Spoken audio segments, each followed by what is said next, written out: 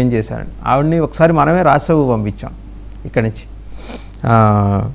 So okay, ఆవిడ నేరుగా elections చెప్పారు కూడా పాపం, అంటే సింపుల్గా ఉంటారు, చాలా నిబద్ధతతో పనిచేసే పార్టీ కార్యకర్తగా ఆవిడ ఆ స్థాయికి వెళ్ళారు.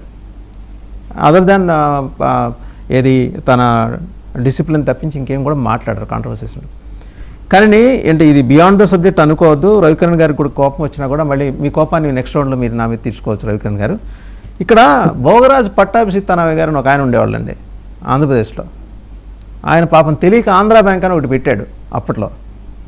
అది కాస్త తీసి పారేసింది మీ కూటమి ప్రభుత్వం, ఘనత వహించిన ఆర్థిక మంత్రి నిర్మలా సీతారామన్ గారి ఆధ్వర్యంలోనే. ఆవిడ లెక్కలు ఆవిడకు ఉంటాయి. ఆంధ్రా బ్యాంక్ ఆంధ్ర అనే పేరేమో పడదేమో, మీరేమో రేపెళ్ళి ఆయన కంగ్రాచులేట్ చేస్తున్నారు. 12 ఏళ్ళు అయిపోయిందండి, ఇలా 4300 రోజులు దాటి నెహ్రూ గారి రికార్డుని మీరు అధిగమించేశారని. మన తెలుగు పేరే అక్కడ లేకుండా పోయిన తర్వాత మీరు వెళ్ళి ప్రధానమంత్రిని కంగ్రాచులేట్ చేసి ప్రయోజనం ఏంటి సార్? మీరు కానీ తెలుగుదేశం కానీ నాకు అర్థం కాదు. ఈ ఒక్క ప్రశ్నకి సమాధానం చెప్పి, అంటే బ్యాంక్ పేరు మీకు నచ్చలేదా, భోగరాజు గారి ఫోటో మీకు నచ్చలేదా, కారణం ఏంటి? మీరు తమిళనాడు లేకపోతే మహారాష్ట్ర ఇలాంటి పేర్లు ఉన్నాయి, పంజాబ్, అవి తీసేస్తారా? తీయగలరా? మీకు ఆ దమ్ముందా? నేను అడుగుతున్నది ఎన్డీఏ ప్రభుత్వాన్ని, గాది వెంకటేశ్వర గారు.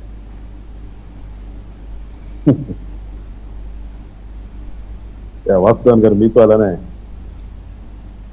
పెద్దలు అన్న శ్రీపూడి గారికి, గురుమూర్తి గారికి, రవికిరణ్ అందరికి కూడా శుభోదయం. మనం ఈ పొలిటికల్ ట్రైలో చూసుకుంటే చాలా ఉన్నాయి. మీరు అన్నట్టుగా దమ్ముందా, ధైర్యం ఉందంటే నడుస్తూ వస్తుంది రకరకాలుగా. దమ్ము ధైర్యం అనేది ఎప్పుడు కూడా లీడర్ని బట్టి ఉంటుంది, ఆ ప్రాంతానికి రిప్రజెంటేట్ చేస్తున్నటువంటి లీడర్ని బట్టి ఉంటుంది. దమ్మున్న లీడర్లు ఉన్నప్పుడు దమ్ముగానే ఉంది. దమ్ము పోయి ఊరికి మనకు పదవి ఉంటే చాలు, ఆ పదవితో మనం పై కార్యక్రమాలు చేసుకుందాం అన్నప్పుడు పై కార్యక్రమాలుగానే ఉంటుంది. దమ్మున్న లీడరు పదవి గురించి, అధికారం గురించి ఆలోచించదు. అప్పుడు జరుగుతాయి మీరు అన్నట్టుగా ఇలాంటివన్నీ కూడా. నా ప్రాంతము, నా భాష, ఇవన్నీ కూడా అవునన్నా కాదన్నా ప్రాంతీయవాదం ఉంటుంది. ప్రాంతీయవాదం ఉండబట్టే కదా తెలంగాణ విడిపోయింది. ప్రాంతీయవాదం లేకుండా సమగ్రత లేదంటే అంతా అని చెప్పుకునేది కొంతవరకే. అవి మనం ఎన్ని అనుకున్నా ఏం చేసినా కానీ నా ఊరు నాదే, జిల్లాలో ఉన్నాను కాబట్టి జిల్లా అంతా నాదే కంటే కూడా నా ఊరు నాదే ఫస్ట్, నా ఊరు నాది, తర్వాత జిల్లా. అలాగే భారతదేశము నా మాతృభూమి అంటే భారతదేశం అంతా నా మాతృభూమి ఎట్లవుతుంది? నేను పుట్టినటువంటి నా శ్రీరాంపురమే నా మాతృభూమి కదా. భారతదేశం అంతా ఎట్లవుతుంది? కొన్ని ఏంటంటే మనం చదువుకోవటానికి, చెప్పుకోవడానికి పనికొస్తాయి, కానీ వాస్తవికత్వంలో వచ్చేదానికి కొన్ని ఉంటాయి, ఖచ్చితంగా ఉంటాయి, లేకుండా ఉండదు.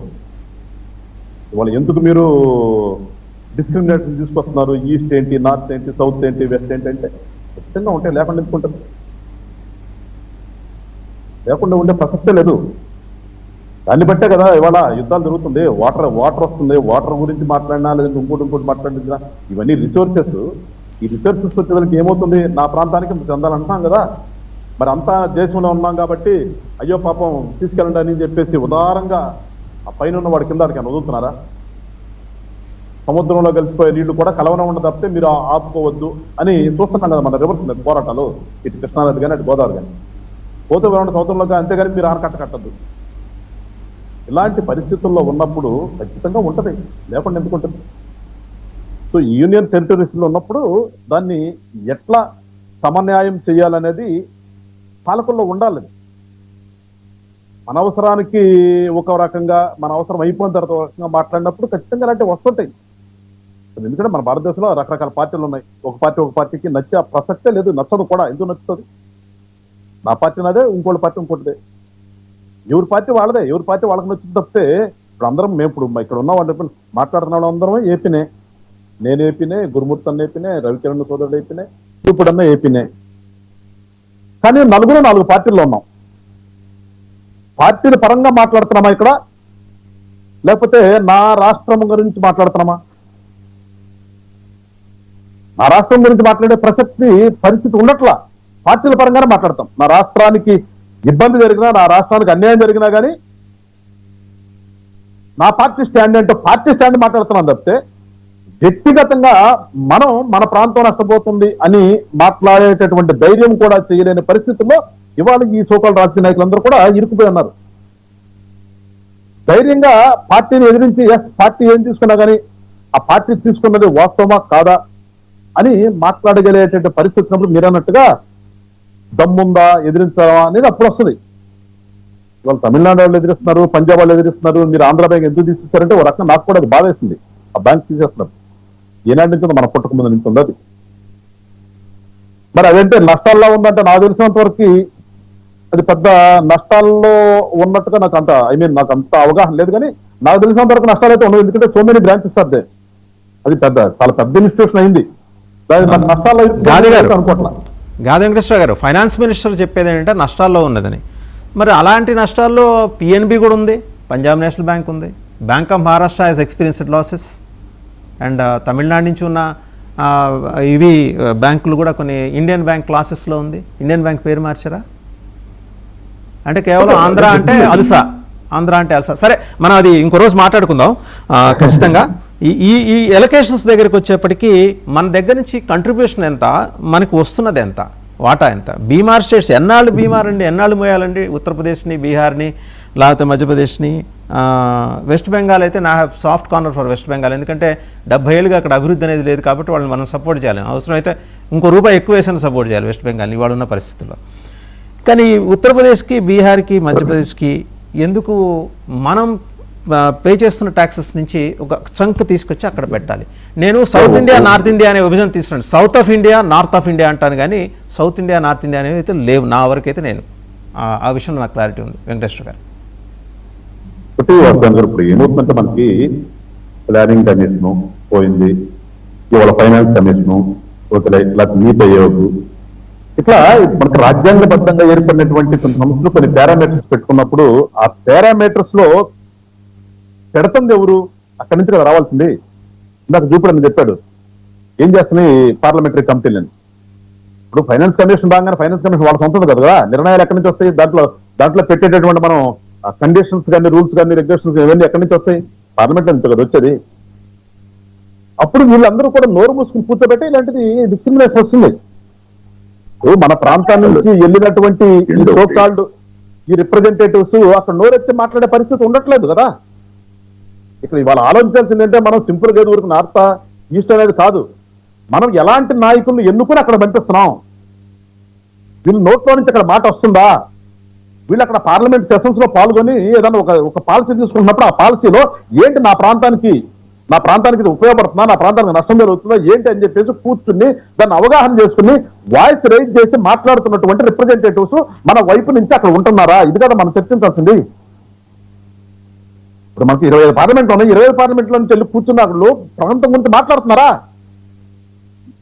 వీళ్ళు నోరెత్తకుండా అక్కడ కూర్చుని ఏదంటే దానికి చేయెత్తి, లేదంటే పార్టీల పరంగాను కూటమిల పరంగాను విడిపోయి ఆ కూటమి కొంటే ఈ కూటమి ఆడుతుంది, ఈ కూటమి ఆడుతుంది, ఇట్లా ఉన్నప్పుడు ఇంత జరుగుతుంది కదా. మరి అదేంటి ఫైనాన్స్ కమిషన్ అట్లా దిగి రాలాది, దాని రూల్స్ రెగ్యులేషన్ రాసుకుంది మనమే కదా.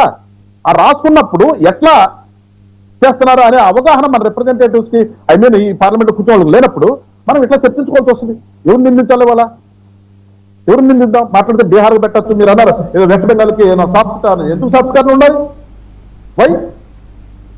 ఇక్కడ నేను కష్టపడి నేను సంపాదించింది నా ప్రాంతానికి ఉపయోగించుకుంటాం కదా.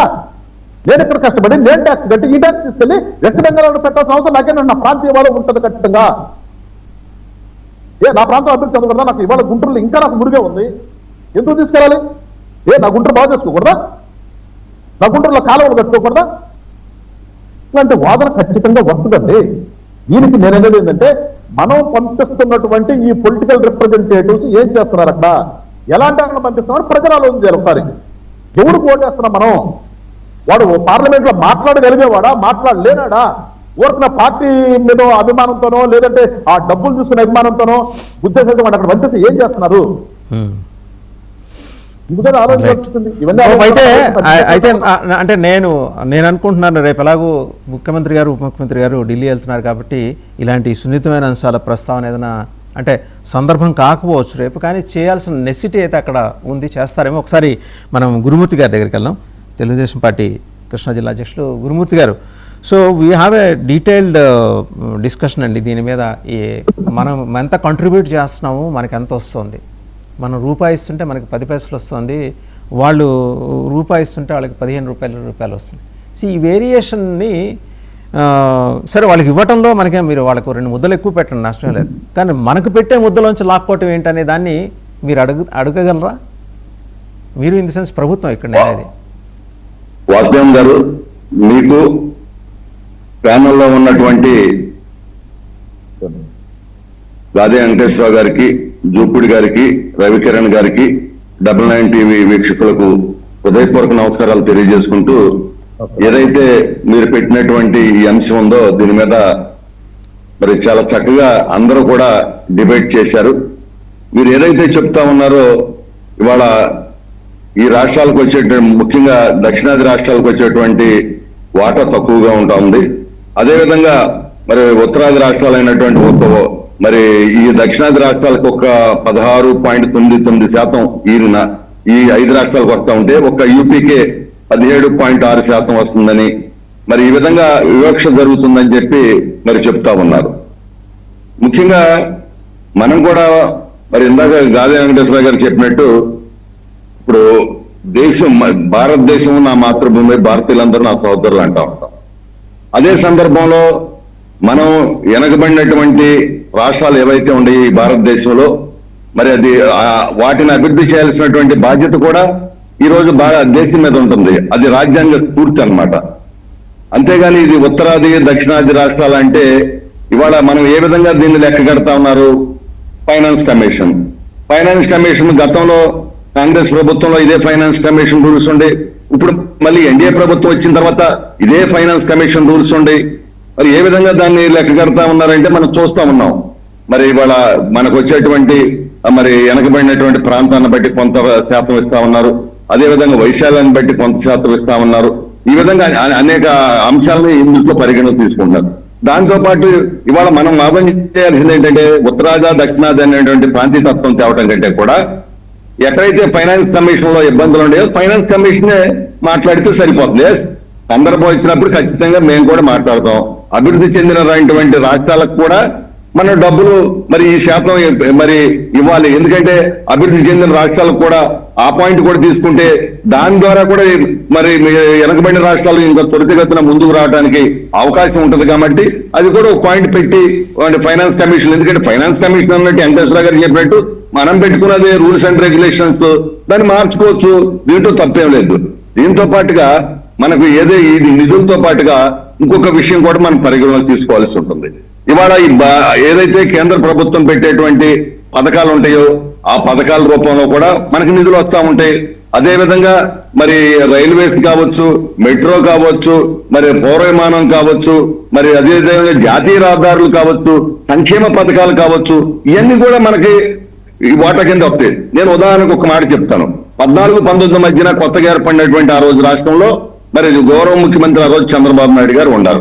మరి ఏదైతే ఉపాధి హామీ పథకం ఉందో ఆ రోజు ఉపాధి హామీ పథకంలో గౌరవ ప్రధానమంత్రి గారు 10,000 కిలోమీటర్ల భారతదేశంలో రోడ్లు వేయమంటే ఆనాడు ఒక ఆంధ్రప్రదేశ్ లోనే 25,000 కిలోమీటర్ల సిమెంట్ రోడ్లు వేసాం. ప్రతి స్తంభానికి ఎల్ఈడి సిస్టమ్ తీసుకొచ్చాం. పంట గుంటలు కానీ, సంపద తయారీ కేంద్రాలు కానీ గ్రామీణ ప్రాంతాల్లో బ్రహ్మాండమైన అభివృద్ధి చేశాం. ఇదే విధంగా ఇప్పుడు కూడా చూసుకున్నట్టయితే ఈ రోజు పవన్ కళ్యాణ్ గారు పంచాయతీరాజ్ శాఖ మంత్రిగా మరి 7,000 కిలోమీటర్ల సిమెంట్ రోడ్లని ఇవాళ ఆంధ్రప్రదేశ్ లో చేసుకోగలిగాం. అంటే నేననేది ఏంటంటే ఇది తక్కువ వస్తుంది కాబట్టి పర్లేదని నేను మాట్లాడట్లా. ఎందుకంటే అదే సందర్భంలో వెనకబడినటువంటి రాష్ట్రాలు కూడా అభివృద్ధి చేయాల్సిన అవసరం ఉంది. ఇంకొక ముఖ్యమైన విషయం ఏంటంటే ఇవాళ సపోజ్ హైదరాబాద్, తెలంగాణ ఉంది. అక్కడ జరిగేటువంటి ఐటీ వ్యాపారం అంతా హైదరాబాద్ లోనే జరుగుతుందంటే భారతదేశం మొత్తం జరుగుతుంది. భారతదేశంలోని డబ్బులు కూడా మరి హైదరాబాద్ కు వస్తా ఉన్నాయి. అదే సందర్భంలో అన్ని ప్రాంతాలు అభివృద్ధి చెందాలి అనేటువంటి దృక్పథం ఖచ్చితంగా, ఎందుకంటే మరి చిన్నప్పుడు ప్రతిజ్ఞ ఎందుకు చేయించారంటే ఈ ప్రాంతీయ తత్వం, అసమాన తత్వం ఉండకూడదని. అదే సందర్భంలో నా ఊరు బాగున్నప్పుడు నాకు బాధ ఉంటుంది, నా జిల్లా బాగున్నప్పుడు నాకు బాధ ఉంటుంది. ఎందుకు నాకు డబ్బులు ఎవరైనా నేను కూడా సందర్భం ఇచ్చినప్పుడు అడుగుతాం. అడగాలనుకున్నప్పుడు దానికి సంబంధించినటువంటి కమిషన్ ఏదైతే ఉందో దాంట్లో దాన్ని ప్రశ్నించాలి మనం. మన గురుమూర్తి గారు ఐ థింక్ భోగరాజు గారు మీ జిల్లా అనుకుంటాను, మీకు బాగా దగ్గర. అవును, మీకేం బాధ అనిపించలేదు ఆంధ్ర బ్యాంక్ పేరు తీసేస్తుంటే? ఖచ్చితంగా బాధ అనిపించిందండి, దాంట్లో అనుమానం. ఎందుకంటే నాకేం మొహమాటం ఉండదు, ఎందుకంటే మేము కూడా గాజు వెంకటేశ్వర గారు మేమందరం కూడా కింద స్థాయిలో చిన్న కుటుంబాల నుంచి వచ్చిన వాళ్ళం కాబట్టి మాకు పెద్ద ఓకే ఆశలు ఉండవు. ఆయన ఫోటోలు కూడా తీయించేసిందండి ఫైనాన్స్ మినిస్టర్. సరే బ్యాంకులు ఇదివరకు ఆయన ఫోటోలు ఉండేవి, ఇప్పుడు అవి కూడా తీయించేశారు. అంటే అసలు ఎలాంటి ఆనవాళ్ళు ఉండకూడదు అనమాట. అట్లా ఇప్పుడు తీయటం అనేది మాకు కూడా బాధ అనిపించింది. అది ఆ విషయంలో నేనేమి సమర్థించనండి, ఎందుకంటే ఎప్పటి నుంచో ఉన్నటువంటి ఆంధ్ర బ్యాంక్ పేరు తీయటం అనేది మాకు కూడా మేము కూడా బాధపడ్డాం. అదే సందర్భంలో మీరన్నట్టు మరి ఇక్కడ ఏదో నష్టాలు వచ్చినటువంటి బ్యాంకులు కలుపుతామనో చెప్పారు, కానీ అది దానికి ఆయన ఎందుకంటే ఆయన నిజంగా ఆంధ్ర బ్యాంక్ పెట్టే తమిళనాడుని టచ్ చేయమనండి, భగ్గుమంటుంది రాష్ట్రం. టచ్ చేసి చూడమనండి తమిళనాడుని. మొన్న ఇటీవల కాలంలో కూడా మేము రాష్ట్ర ప్రభుత్వం నుంచి భోగరాజు పట్టాభి సీతారామయ్య గారికి సంబంధించి మచిలీపట్నంలో మరి వారికి స్థలం కేటాయించి అక్కడ వారికి స్మారకంగా ఇచ్చేయాలని కూడా మేము మొన్న తీర్మానం చేయడం జరిగింది. మాకు అది బాధాకరమే. అదే సందర్భంలో ఎందుకంటే ప్రతి విషయానికి కూడా మనం ప్రాంతీయ తత్వాన్ని లేకపోతే రాష్ట్రాల మధ్యన పోటీ తత్వాన్ని ఈ విధంగా తీసుకురావటం వల్ల, ఎందుకంటే అది రాజ్యాంగ స్ఫూర్తికి విరుద్ధం. ఇవాళ చూడండి, ఆ రోజున చిన్న రాష్ట్రాలు మరి తెలుగు రాష్ట్రం విడిపోయినప్పుడు కూడా మరి ఈ చర్చ అంతా కూడా జరిగింది. ఎందుకంటే ఈ రెండు రాష్ట్రాలు విడిపోతే ఆదాయం ఎలా ఉంటుంది, ఇబ్బందులు ఎలా ఉంటాయి, కష్టాలు ఎలా ఉంటాయని ఆ రోజు కూడా మనం చాలా పెద్ద ఎత్తున చర్చ చేస్తాం. మరి చేసినటువంటి సందర్భంలో అయినా కూడా మరి ప్రాంతీయతత్వం ఉండటం వల్ల ఆ రోజున మరి ఆ రోజుగా కాంగ్రెస్ పార్టీ విడగొట్టడం జరిగింది. సరే, ఎలాగో రేపు సీఎం గారు వెళ్తున్నారు కదా సార్, ఈ అంశాలు ఏమన్నా ప్రస్తావనకు వచ్చే అవకాశం ఉందా? ఖచ్చితంగా ప్రస్తావిస్తారు పవన్ కళ్యాణ్ గారు కానీ ఎందుకంటే ఎక్కడైనా ఇబ్బంది వచ్చినటువంటి పరిస్థితుల్లో ఖచ్చితంగా ప్రస్తావిస్తారు. ఎందుకంటే వాళ్ళ ఫైనాన్స్ కమిషన్ ఉన్నటువంటి రూల్స్ ఏవైతే ఉన్నాయో దాన్ని ఇదిగో మార్చండి, అభివృద్ధి చెందిన రాష్ట్రాలకు కూడా అనుకూలంగా ఉండే విధంగా. ఇప్పుడు ఏదైతే మరి వెనకబడిన ప్రాంతానికి ఇన్ని మార్కులు ఇస్తామన్నాం, వైశాల్యానికి ఎంత ఇస్తాం, అడవులకుంటే ఎంత ఇస్తామని చెప్తా ఉన్నారు. అభివృద్ధి చెందిన రాష్ట్రానికి కూడా ఇస్తే ఏముందంటే దానికి కూడా ఎక్కువ పర్సెంటేజ్ పెడితే రేపొద్దున వెనకబడిన రాష్ట్రాలు కూడా త్వరితగతిన మనం కూడా అభివృద్ధి చెందాలి, మనం కూడా ముందుకెళ్ళాలి అనేటువంటి ఆలోచనలు ఉంటాయి. మరి నా అభిప్రాయం అయితే, ఎందుకంటే నేను ఎప్పుడు కూడా విశాల హృదయంతో ఉంటాను, ఈ రాష్ట్రాల మధ్యన లేదా ప్రాంతాల మధ్యన కంటే కూడా ఉన్నటువంటి సమస్యను మనం కూర్చొని పరిష్కరించుకుంటానికి ఖచ్చితంగా చంద్రబాబు నాయుడు గారు ఇట్లాంటి విషయాల్లో ఎప్పుడు కూడా వెనకాడేటువంటి ప్రసక్తి లేదు. ఆయన కూడా ఒక సీనియర్ మరియు సుదీర్ఘకాలం ముఖ్యమంత్రిగా ఉన్నటువంటి వ్యక్తిగా ఒక సాన్నిధ్యం కూడా మోడీ గారితో ఉంది కాబట్టి ఖచ్చితంగా ఈ విషయాలన్నీ కూడా మా పరంగా మేము చెబుతాం, పవన్ కళ్యాణ్ గారు కూడా చెప్పడానికి ఎట్టి పరిస్థితుల్లో సంకోచిస్తారు. గురుమూర్తి గారు ప్రత్యేక హోదా ఎగిరిపోయింది, ఆంధ్ర బ్యాంక్ పేరు తీసేశారు. సరే, కనీసం మనకు రావాల్సిన షేర్ అన్నా అదన్నా మాట్లాడుకోవాలిగా. ఏంది మనకు వాసుదేవన్ గారు ఇంకొక విషయం కూడా, మీరు ప్రత్యేక హోదా ఎగిరిపోయిందన్నారు. గత 5 సంవత్సరాల్లో వైసీపీ ప్రభుత్వం ఉంది, వాళ్ళు అసలు మాట్లాడలా. ఆ రోజు మేము అడిగాం. ఇవాళ ఈ రాష్ట్రానికి కావలసినటువంటి ఏదైతే మాకు అవసరాలు ఉన్నాయో, పోలవరం ప్రాజెక్టు దానికి నిధులు ఇస్తా ఉన్నారు, రాజధానికి సహకారం చేస్తా ఉన్నారు, దాంతోపాటు గ్రామీణ ప్రాంతాల అభివృద్ధి కోసం ఎన్ఆర్జీఎస్ నుంచి మరి నిధులు ఇస్తా ఉన్నారు. అదే విధంగా రైల్వే జోను, అదే విధంగా జాతీయ రహదారులు ఎన్ని అడిగితే అన్ని జాతీయ రహదారులు ఈ రోజున మాకు కాదనకుండా మొత్తం ఆంధ్రప్రదేశ్ కి జాతీయ రహదారులు ఇవ్వడం జరిగింది. దాంతో పాటుగా సంక్షేమ కార్యక్రమాలకు సంబంధించినటువంటి ప్రతి అంశంలో కూడా పూర్తి స్థాయిలో సహకరిస్తా ఉన్నారు. మనం రాజీ పడిపోదాం అంటున్నా, అదే మీరు అనేది. రాజీ ఎందుకు పడతామండి? అభివృద్ధి చేసుకోవాలా, తెలివితేటలు ఉండాలా. ఇంటికి పెద్ద ఈ రాష్ట్రాన్ని పరిపాలించేటువంటి వ్యక్తులు తెలివిగల వాళ్ళైతే ఖచ్చితంగా ఇంకో రూపంలో కూడా తెచ్చుకోవచ్చు. నేను అదే చెబుతున్నా కదా, ఏ రాష్ట్రంలో జరగనని విధంగా 14-19 మధ్యనే 25,000 కిలోమీటర్లు ఏ రాష్ట్రంలో కూడా ఇలా కావాలంటే మీరు ఒకసారి రికార్డ్స్ లోకి వెళ్ళండి. ఆ రోజు ప్రధానమంత్రి గారు అడిగింది ఏంటి? 10,000 కిలోమీటర్లు ఏంటి చాలన్నాడు భారతదేశంలో. మనం ఒక్కడే 25,000 కిలోమీటర్లు వేసాం. ఈ రోజు కూడా అంతే. మనం ఇచ్చేటువంటి అంటే ఈ రోజున ఒకవేళ బీజేపీ ప్రభుత్వం ఏదైతే ఎన్డీఏ ప్రభుత్వం ఉందో, ఆనాడు యూపీఏ పెట్టినటువంటి ప్రభుత్వాన్ని రూల్స్ ఏం మార్చలేదు కదా ఫైనాన్స్ కమిషన్ లో. ఇప్పుడు మనం అడగాల్సింది ఏంటి? ఫైనాన్స్ కమిషన్ లో రూల్స్ మార్చమని అడగాలి, అంతేగాని ప్రాంతీయ తత్వం లేకపోతే ఎవరో కాదు సార్, మీరే అడగాలి. ఎవరో కాదు, మీరు డబుల్ ఇంజిన్ లో ఉన్నారు, మీ దగ్గర ఒక ఇంజిన్ ఉంది, మీరే అడగాలి. మేము అడుగుతామండి ఖచ్చితంగా, మాకేం ఇబ్బంది లేదు, మేము అడుగుతాం.